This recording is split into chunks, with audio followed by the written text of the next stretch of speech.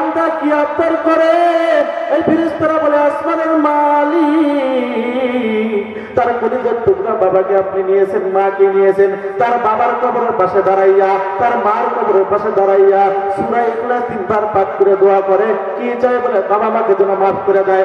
আল্লাহ পাক বলেন সাক্ষী রেখো তার মা বাবাকে মাফ করে দিলাম।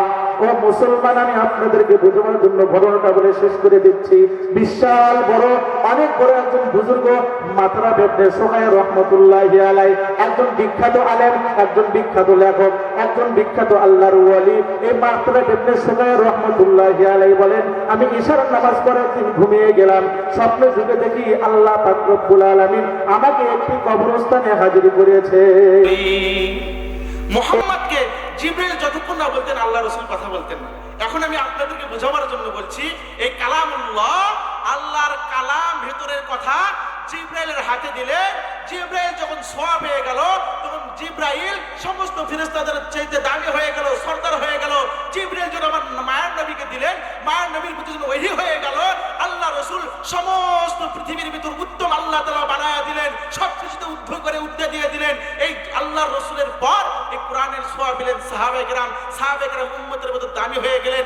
এই সাহাবায়ে কেরামের পরে খোলাফায়ে রাশিদিন, তাবেঈন, আম্মায়ে মুজতাহিদিন, মুজতাহিদিন, এইভাবে আস্তে আস্তে আজকে আলেমদের সিনার মাধ্যমে আস্তে আস্তে এই মাদ্রাসার শিক্ষকের সিনার ভেতরে এই কোরআনের ইলম থাকার কারণে, আর তারা এই কোরআনের ইলম আপনার নাতি, আপনার কলিজার টুকরা সন্তানকে শিক্ষা দেওয়ার কারণে রাসূলুল্লাহ বলেন আল্লাহর কালাম ওই শিক্ষকের সিনার ভিতর থাকার কারণে ওই শিক্ষক দামি, আর ওই শিক্ষকের সিনা থেকে আপনার আমার নাতি, আপনার আমার সন্তান, আপনার আমার ছোট ছোট মাসুম বাচ্চাগুলো অর্জন করার কারণে এই মাসুম বাচ্চাগুলো আল্লাহ তাআলার কাছে দামি হয়েছে। বলেন সুবহানাল্লাহ। কথা বুঝতে পারলাম ভাই? তাহলে আল্লাহ রাসূল যে বললেন যারা শেখে এবং শিখায় তারা পৃথিবীর ভিতরে উত্তম, বুঝতে পারলেন? কথা বুঝতে পারলেন? এইবার আসি, ওই যে আমি কথা বললাম কোরআন যে কোথায় নাজিল হয়েছে, রমজানের কদরের রাত্রে, ঠিক কিনা বলেন? হ্যাঁ, এরপরে একটু কথা আছে। কোরআনকে যদি বলি কোরআন তোমাকে আমল করলে লাভ কি? কোরআন বলে যে আমি কোরআন অনুযায়ী যে আমল করবে আল্লাহ পাক তাকে জাহান্নাম থেকে মুক্ত করে জান্নাতের মালিক বানিয়ে দেবে। বলেন সুবহানাল্লাহ। সম্মানিত হাজিরিন, যারা আছেন তাদের কাছে আমি শুনতে চাই, কোরআনটা সহিহ শুদ্ধ করে যে তেলাওয়াত করে তাকে কি বলা হয় ভাই বলেন? কারি বলা হয়। কি বলা হয়? কোরআন বলে এই কোরআন সহিহ শুদ্ধ করে পড়নেওয়ালাকে কারি বানিয়ে দেয়, এই কোরআন হেফজ করনেওয়ালাকে হাফিজুল কোরআন উপাধি দেয়, এই কোরআনের ব্যাখ্যা বিশ্লেষণ তাফসীর জানার কারণে তাকে আলেম উপাধি দেয়, কোরআন অনুযায়ী আমল করার কারণে আল্লাহ তাকে জাহান্নাম থেকে মুক্ত করে জান্নাতের মালিক বানিয়ে দেয়। বলেন সুবহানাল্লাহ। সম্মানিত হাজিরিন, এখন আমরা আসি মূল আলোচনায়। আমার কোরআনের কারণেই এত দাম, তাহলে আল্লাহ রাসূল এখন হাদিস বলেছেন। একটা কথা মনে রাখবেন, আল্লাহ রাসূল বলেন কি, যে কিয়ামতের ময়দানে 3 ব্যক্তি সুপারিশ করবে। কয় ব্যক্তি ভাই? ও ভাই, কয় ব্যক্তি বলেন? ইয়াশফাউ ইয়াউমাল কিয়ামাতি সালাসাতুল আম্বিয়া সুম্মাল উলামা সুম্মা শুহাদা।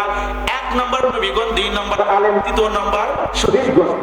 তাহলে আল্লাহ রাসূল বললেন তারা সুপারিশ করার দায়িত্ব পাবে। অপর হাদিসে আল্লাহ রাসূল সাল্লাল্লাহু আলাইহি ওয়াসাল্লাম বলেন, আমি তো কোরআনের মর্যাদার কথা আপনাদেরকে শুনাইলাম, কোরআন অর্জন করাকে হাফেজ বানিয়ে দেয়, হেফজকারীকে হাফেজ বলে, ব্যাখ্যা বিশ্লেষণ জাননেওয়ালাকে আলেম বানিয়ে দেয়। তাহলে আল্লাহ রাসূল এখন বলেন এই কোরআনের যে ইলম অর্জন করে তার ব্যাপারে আল্লাহ রাসূল এখন হাদিস বলেন।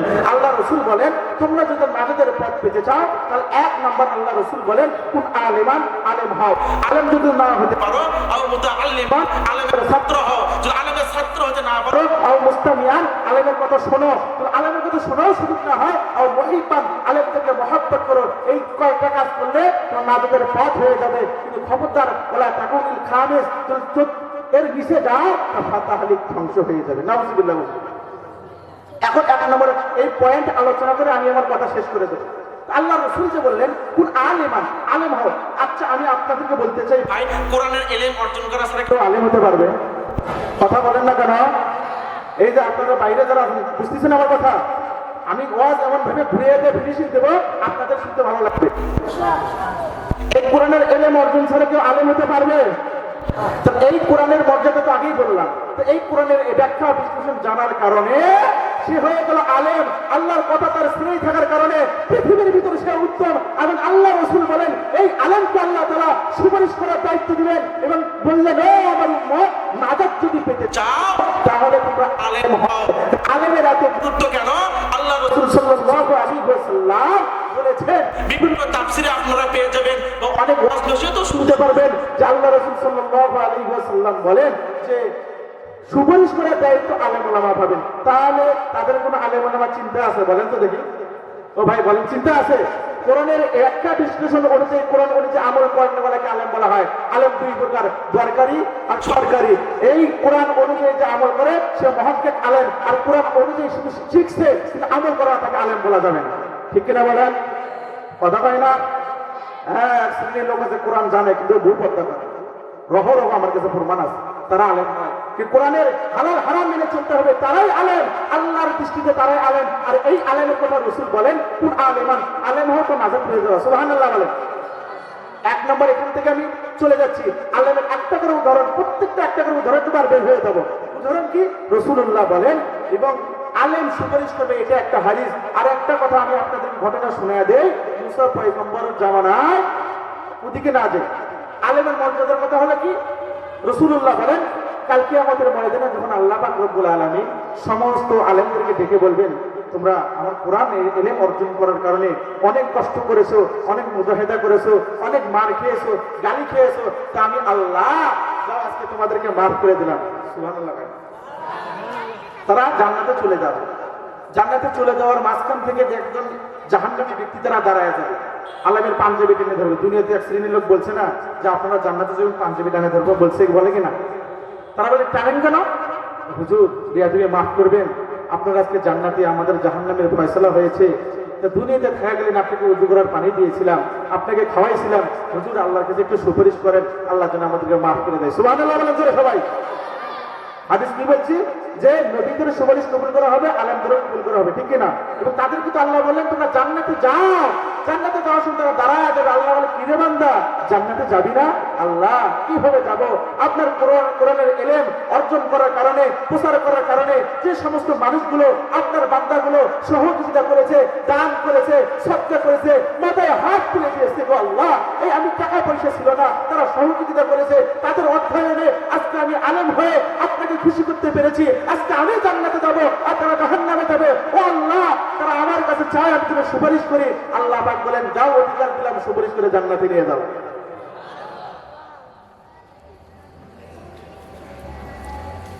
কথা বুঝতেছেন তো?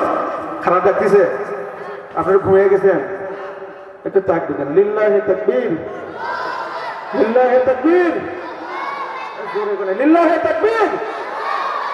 तलवार बकता हो के निकल मैदाने यासीर, दुश्मन की मुकाबिल तू लगा नारे तकबीर, लिल्लाह तकबीर। সম্মানিত হাজির, আমি বললাম কি, এই আলেম আল্লাহ পাক রব্বুল আলামিনের কাছে সুপারিশ করার কারণে ওই গুনাহগার ব্যক্তিগুলোকে সঙ্গী করে নিয়ে আল্লাহর জান্নাতে যাবে। সুবহানাল্লাহ। তাহলে আলেমের লাভ আছে কি নাই? আপনারা যারা আম ব্যক্তি আছেন, তাহলে আপনাদের সন্তানকে আলেম বানার দরকার আছে কি নাই? কথা বলেন না কেন, আছে কি নাই? আছে। দ্বিতীয় নম্বর হলো, আল্লাহ রাসূল বললেন যদি তোমরা আলেম হতে না পারো তাহলে আলেমের ছাত্র হয়ে যাও। কি হয়ে যাও? আলেমের ছাত্র হয়ে যাও। তো রাসূলুল্লাহ বললেন নাজাতের পথ তোমরা আলেম হও, কিন্তু আলিমান। আর নাজাতের দ্বিতীয় নম্বর পথ, যদি তোমাদের আলেম হওয়ার সুযোগ না থাকে তাহলে তোমরা আলেমের ছাত্র হয়ে যাও। কথা বুঝতেছেন আপনারা? এখন কথা হলো, এই কোরআনের শেখার জন্য যে ঘর থেকে বের হয় সে হয় তালবে ইলম, সে হয় ছাত্র। আমার কথা এখান থেকে আমি বেশিরভাগ আপনাদেরকে বোঝাবার চেষ্টা করব। আপনারা আপনার নাতি সন্তানকে এই মাদ্রাসায় দিয়েছেন কিনা? দিয়েছেন কিনা? তার রাসূলুল্লাহ যে বললেন নাজাতের পথ, এক নম্বর কোন আলেমান, আলেম হয়। দ্বিতীয় নম্বর আল্লাহ রাসূল বলছেন আলেম হওয়ার সুযোগ না থাকলে তোমরা আলেমের ছাত্র হয়ে যাও। আমরা যারা আছি আমরা একটু এগিয়ে আসি তো, এগিয়ে আসি। লা ইলাহা ইল্লাল্লাহ, লা ইলাহা ইল্লাল্লাহ, লা ইলাহা ইল্লাল্লাহ। এই সামনের কাতারে আসি ভাই, সামনে, পেছন থেকে একটু সামনে আসি। অল্প কিছুক্ষণের মধ্যে আমাদের মূল আলোচকরা এসে যাবে। এসে যাই। আমি অনেক ফজিলতপূর্ণ দামি কথাগুলো বলছি, এগুলো যদি কেউ শুনে অনেক ফায়দা দেবে, ঠিক কিনা বলেন? এই পেছনের মুরিব্বিরা একটু আগে আসেন না কেন, অল্প একটু কষ্ট করেন, যত নাড়াচাড়া দিবেন তত সদ্গা সব বলি সুবহানাল্লাহ। আমি এটারও ফজিলত বলবো ইনশাআল্লাহ। তো যাই হোক, আল্লাহ রাসূলকে বললেন তোমরা আলেম হতে না পারলে আলেমের ছাত্র হও। এখন এই ছাত্র কাকে বলা হয়? যখন আপনার সন্তানকে, আপনার নাতিকে যেদিন ভাবছেন মাদ্রাসায় দিতে হবে, কোরআনের আলেম বানাইতে হবে, যেদিন আপনি মাদ্রাসায় ভর্তি করে দিচ্ছেন, না তখন নয়, এই নিয়তে ঘর থেকে যখন বের করেছেন আপনার সন্তানকে, আল্লাহ রাসূল কয় এই সন্তান ঘর থেকে বের হতেই আল্লাহর খাতায় সে ছাত্র হয়ে যেতে হবে। বলেন সুবহান। মাদ্রাসা যাওয়া লাগবে না, শুধু নিয়ত করে বের হয়েছে, বের হওয়ার কারণে আল্লাহ পাক রব্বুল আলামিন আপনার ছেলেকে ছাত্র বানায়। ছাত্র কি? রাসূলুল্লাহ বললেন নামাজের পর আলেম হও, আলেম না হতে পারলে আলেমের ছাত্র হও, ঠিক কিনা? এখন কথা, হুজুর আমরা তো আলেম হতে পারি নাই, এই জন্যই তো আমাদের সন্তানকে মাদ্রাসায় দিয়েছি, ঠিক কিনা? কথা বলেন, ঠিক কিনা? তা এর আংশিক মাদ্রাসায় ছাত্র ভর্তি করে দিলে দুনিয়াবি যে লাভ, দুইটা উদাহরণ দেব। আল্লাহ রাসূল বলেন কেউ কোরআন শিক্ষার জন্য যদি ঘর থেকে বের হয়, রাসূলুল্লাহ বলেন সে রাস্তার মাঝখানে যদি মারা যায় আল্লাহ তাকে জান্নাত দিয়ে দেন। আরেকটি কথা হলো, আপনার সন্তানকে ঘর থেকে বের করে শুধু মাদ্রাসায় ভর্তি করে দিয়েছেন, আপনি যদি দুনিয়া থেকে বিদায় নিয়ে থাকেন, তার বাবা যদি দুনিয়া থেকে বিদায় নেয়, রাসূলুল্লাহ বলেন সে শুধু বিসমিল্লাহির রহমানির রহিম পড়বে, বিসমিল্লাহির রহমানির রহিম পড়তে দেরি আল্লাহ তার বাবাকে মাফ করে দিতে দেরি করবে। বলে হুজুর একটা দলিল শুনেন। মুসা পয়গম্বরের জামানায় মুসা নবী একদিন রাস্তার পাশ দিয়ে যাচ্ছেন, দেখেন এক কবরের ভিতর আযাব হইতেছে। তা আবার কাজ শেষে যখন ফিরলেন, ফেরার পথে দেখেন ওই কবরের আযাব নেই। সুবহানাল্লাহ বলেন। তা আল্লাহ রহমতে মুসা পয়গম্বর আলাইহিস সালাতু ওয়াস সালাম কবরবাসীকে বললেন কি ব্যাপার, অল্প একটু আগে তোমার কবরে আযাব দেখলাম, এখন দেখি কবরে আযাব নেই, কারণটা কি? তখন তিনি বলেন ওগো আল্লাহর নবী মুসা, দুনিয়াতে থাকাকালীন আমি আমার স্ত্রীকে বলেছিলাম যদি আমার সন্তান হয় তাকে মাদ্রাসায় ভর্তি করে দিও, কিন্তু দুনিয়া থেকে বিদায় নিয়েছি, সন্তানের চেহারাটুকু দেখতে পারে নাই, সন্তান কেমন তাও দেখতে পারে নাই, কালো না ফর্সা তাও দেখতে পারে নাই, আমার ওসিয়ত অনুযায়ী আমার বিবি মাদ্রাসায় ভর্তি করে দিয়েছে। এতদিন আমি আজমে ছিলাম, কিন্তু আমার সন্তান যখনই মাদ্রাসায় গেল আর উস্তাদ যখন তাকে বিসমিল্লাহ শিখালো, বিসমিল্লাহির রহমানির রহিম, আল্লাহ পাক রব্বুল আলামিন বলে এ ফেরেশতা কোথায়? বলে কেন? এই যে দেখো না মাসুম বাচ্চাটা আমাকে রহমান বলে, আমাকে রহিম বলে, আমাকে দয়ালু বলে, আমাকে দয়ালু বলে, এর বাবা তো জাহান্নাম হতে পারে না, তার বাবার কবর আযাব কি তোমরা মাফ করে দাও? বলেন সুবহানাল্লাহ। ফেরেশতাকে আল্লাহ মাফ করে দেব? হ্যাঁ মাফ করে দাও। বলে কেন? সে আমাকে রহমান বলে, মাসুম বাচ্চা, আমি তো রহমান, আর তার বাপ তো জাহান্নামে থাকে, তার রহমান থাকলেও বলেন। আপনার সন্তানকে মাদ্রাসায় দিয়েছেন, আপনার লাভ না ক্ষতি? কথা কয় না, লাভ না ক্ষতি? এখন আমি মনোযোগ দিয়ে শুনবেন, গভীর আলোচনায় ঢুকে যাবে। মুসলমান ও মুসলমান, বালুচর এলাকার মুসলমান, গভীর মনোযোগ। দুনিয়াতে একজন বাদশাহ ছিলেন, তার নাম ছিল সুলতান মাহমুদ গজনবী রহমতুল্লাহি আলাইহি। সুলতান মাহমুদ গজনবী রহমতুল্লাহি আলাইহি একজন ইনসাফগার বাদশাহ ছিলেন, আলেম ছিলেন, আল্লাহর ওলি ছিলেন। কেমন আল্লাহর ওলি? 1000 বছর পর যখন তার কবরটা ভেঙে যায়, ভেঙে যাওয়ার পর মানুষ দেখে, এই মনে হয় এই ব্যক্তিকে 1-2 ঘন্টা আগে কবরস্থ করা হয়েছে। তার শরীরে মাটি লাগা তো দূরের কথা, তার কাফনেও ময়লা ভরে না। সুবহানাল্লাহ। তাহলে কত বড় আল্লাহর ওলি? এই সুলতান মাহমুদ গজনবী রহমতুল্লাহি আলাইহি বলেন, ও পৃথিবীর মানুষ, আমি সুলতান মাহমুদের ভিতরে, দিলের ভিতরে সবসময় 3টা কল্পনা ছিল। 1 নম্বর যদি মনোযোগ দিয়ে শুনতে হবে, তাহলে পড়ার কথা বুঝতে সহজ হবে। মুসলমান, এই সুলতান মাহমুদ গজনবী রহমতুল্লাহি আলাইহি বলেন, আল্লাহর রাসূলের একটা হাদিস আছে, আল উলামা ওয়ারাসাতুল আম্বিয়া, নবীগণ হলেন আল্লাহর রাসূলের ওয়ারিস, ঠিক কিনা? কথা বলেন। আলেম ওলামা হলেন নবীদের ওয়ারিস। এই হাদিসের ব্যাপারে তার একটু কিঞ্চিত কেমন যেন দিলের ভিতর খটকা ছিল। কয় নম্বর এটা বলেন? 1 নম্বর। তার দিলের ভিতরে খটকা ছিল 1 নম্বর। 1 নম্বর কি? যে সত্যি কি আলেম ওলামা নবীদের ওয়ারিস।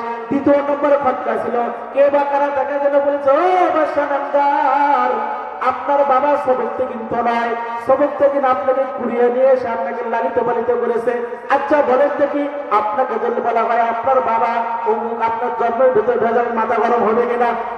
কথা বলে না, কথা বলেন। এই বাদশা বলেন, এক নম্বর কথা হলো সত্যি কি আলেমুল আমা নবীর ওয়ারিস? দ্বিতীয় নম্বর কে বা কারা বলেছিল বাদশা সবক থেকে আপনার বাবা নয়? তৃতীয় নম্বর এই বাদশা বলেন, হায় রে হায়, মরার আগে যদি বুঝতে পারতাম, জানতে পারতাম আল্লাহ পাক রব্বুল আলামিন আমার জিন্দেগির সব গুনাহগুলো মাফ করে দিয়েছে। কয়টা কথা বলেন তো? তার দিলে কয়টা কল্পনা জল্পনা ছিল ভাই বলেন? কয়টা? তিনটা।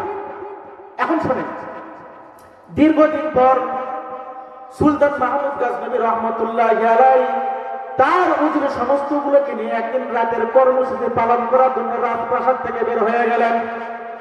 বের হতে দেরি, রাস্তায় চলতে চলতে দেখা থেকে বাদশার নামদারের চোখে পড়ে গেল একটা চুলার আগুনের কাছে। দেখে একটা দোকান দেখা যায়, এই দোকানের পাশে একটা চুলায় আগুন জ্বলে, আর ছোট্ট একটা মাসুম বাচ্চা দেখা যায়। এই বাচ্চাটা আগুনের পাশে এসে এইভাবে কি যেন মেলে ধরে আর মুখস্থ করে আবার আড়ালে গিয়ে পড়ে, আবার আসে এইভাবে দেখে আবার আড়ালে গিয়ে পড়ে।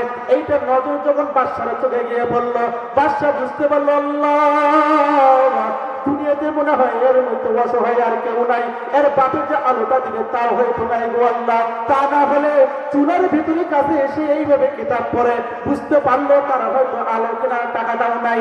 বাদশাহ নামদারে বলে, উজির, আমার রাজকীয় একটা পাখি ওই তলবিলকে হাদিয়া দাও। আল্লাহ রাসূল সাল্লাল্লাহু আলাইহি ওয়াসাল্লাম যে আলেমদের মর্যাদার ব্যাপারে বলে গিয়েছেন, এই সুলতান মাহমুদ গজনবী যখন অর্ডার করলেন একটা রাজকীয় পাখি ওই তলবিলদের কাছে নিয়ে যাওয়ার পর বললেন, এ তলবিল আল্লাহর বান্দা, ও মাসুম বাচ্চা, আল্লাহ পাক রব্বুল আলামিন তোমার কপালটা খুলে দিয়েছে। বলে কি হয়েছে? বাদশার নামদার তোমাকে এই যে রাজকীয় বাতি দিয়েছে, এই বাতির সাহায্যে আজ থেকে তুমি লেখাপড়া করবা, এইভাবে আর চুলের কাছে আসতে হবে না। সুবহানাল্লাহ বলেন। এইভাবে বাতি দেওয়ার পর সুলতান মাহমুদ গজনবী রহমতুল্লাহি আলাইহি রাতের কর্মসূচি পালন করার পর যখন রাজপ্রাসাদে চলে গেলেন, রাজপ্রাসাদে চলে যাওয়ার পর ঈশার নামাজ পড়ে যখন ঘুমিয়ে গেলেন, স্বপ্ন যুগে রহমাতাল লিল আলামিন নবীর দিদার হয়ে গিয়েছে। সুবহানাল্লাহ। আশরাফ আলী থানভী রহমতুল্লাহি আলাইহি বড় বড় বুজুর্গরা লেখেন, আল্লাহ রাসূল সাল্লাল্লাহু আলাইহি ওয়াসাল্লাম স্বপ্ন যুগে তাকে বলেন, ও সমস্ত দিনের ছেলে, নবীর ওয়ারিসকে আলো দিয়ে সাহায্য করার কারণে আল্লাহ পাক তোমার জিন্দেগির সব গুনাহগুলো মাফ করে দিয়েছে। সুবহানাল্লাহ বলেন। কথা কি আগের কথা বুঝতে, পরের কথা কিন্তু মজা লাগবে। কথা বুঝতে পারছেন? তিনটা সংশোধন এক আমলে হয়েছে কিনা? এক নম্বর বললেন আল্লাহ রাসূলের দেখা হয়েছে, দ্বিতীয় নম্বর বললেন তিনি নবীর ওয়ারিসকে আলো দিয়ে সাহায্য করার কারণে। তাহলে তলবেলে আল্লাহ সত্যি নবীর ওয়ারিস, ঠিক কিনা? এ কথা কে বললো? রাসূল। সাহায্য করার কারণে আল্লাহ পাক তোমার জিন্দেগির গুনাহ মাফ করে দিয়েছে। বাপের নাম ধরে এই কথা বুঝাইছেন সত্যি নবীগণ আল্লাহ নবীর ওয়ারিস এবং তোমার গুনাহ আল্লাহ মাফ করেছে। আচ্ছা কিসের বরকতে বলেন তো? কিসের বরকতে? কিসের ফজিলতে? তলবেলকে আলো দিয়ে সাহায্য করার কারণে, ঠিক কিনা বলেন? কথা বলেন। তাহলে আপনার আমার দরকার আছে কি নাই এই মাদ্রাসাকে ভালোবাসা, এই তলবেলদের খাওয়ানোর ব্যবস্থা করা, মাদ্রাসায় দেওয়া, ঠিক কিনা বলেন? দরকার আছে? কথা বলেন। করবেন তো ইনশাল্লাহ? চিঠি এসে গেছে, আমরা লম্বা করবো না, সংক্ষিপ্ত করে শেষ করে দেবো। আর একটা কথা আপনাদেরকে বলিয়ে শেষ করে দেবো ইনশাল্লাহ। এখন বলি যে আপনি যে আপনার সন্তানকে হাফেজ বানাবেন, অনেক লাভ আছে। আল্লাহ রাসূল বলেন, কোন সন্তান যদি হাফেজ হয় সে 10 জনকে সুপারিশ করে আল্লাহর জান্নাতে নিয়ে যায়। এমন 10 জন কদ ওয়াজাবাত লাহুন নার, যার উপরে জাহান্নাম ওয়াজিব হয়েছে, এইরকম ব্যক্তিকে 10 জনকে সুপারিশ করে একজন হাফেজ জান্নাতে নিয়ে যাবে। বলেন সুবহানাল্লাহ। মুসলমান গভীর মনোযোগ দিয়ে কথাগুলো শুনে নাও। ও বালুচর এলাকার মুসলমান, ও পদ্মার আড়ালের মা গো, আমি আপনাদের পায়ে হাত রেখে বলতে চাই, ও মা, মন কি চাই না একটা কোরআনের হাফেজের মা হবা? ও বাবা, মনটা কি চাই না একজন কোরআনের হাফেজের বাবা হবা? ও মা, ও বাবা, আপনাদেরকে বলতে চাই, আপনি মারা গেলে দিল মক্কার ইমাম যদি আপনারা জানাজা পড়ায়, সে আপনারা জানাজায় চোখের পানি ফেলতেও পারে, নাও ফেলতে পারে। কিন্তু মুসলমান, আপনার একটা কলিজার টুকরা সন্তান যদি আপনারা জানাজায় দাঁড়ায়, তার চোখ থেকে পানি ভরবে, সেটাকে বলবে আল্লাহ,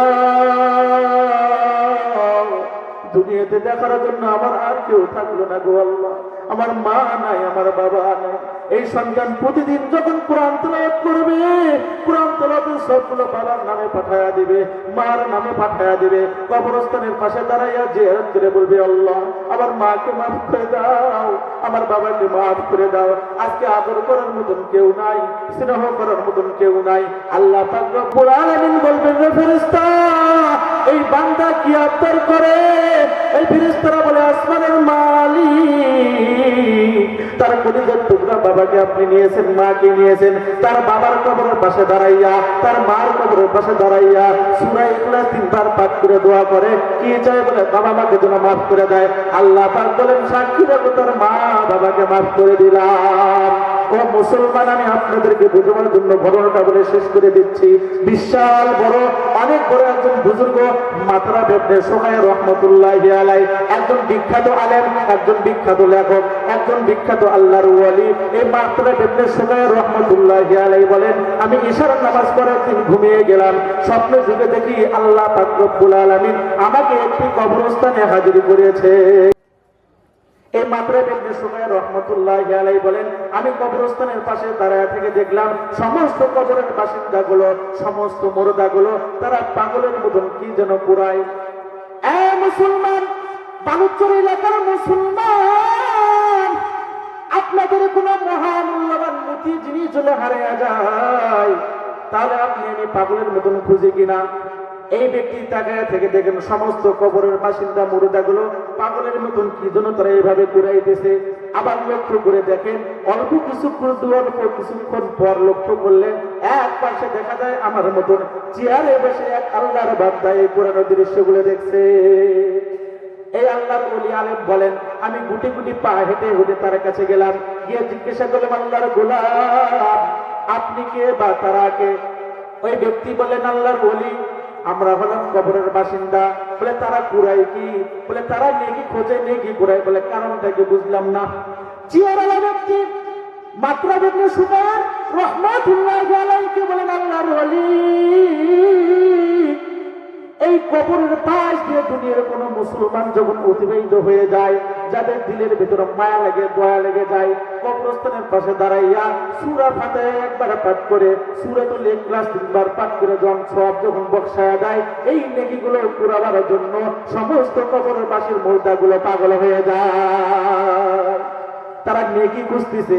এইবার ওই আল্লাহর ওলি বললেন, ভাই বুঝলাম তারা নেকি খুঁজে, কিন্তু আপনি যে চেয়ারে বসা, আপনার কি নেকির প্রয়োজন নাই, ঠিক কিনা বলেন? বালুচর মুসলমান, মানুষ মারা গেলে তার আমলের দরজাগুলো বন্ধ হয়ে যায় রে মুমিন। এই চক্ষু বন্ধ হয়ে গেলে নেকি করার আর সুযোগ থাকবে না। এই ব্যক্তি বললেন, আপনার কি নেকির প্রয়োজন হয় না? আপনি চেয়ারে বসা আছেন, তারা তো নেকি খোঁজে।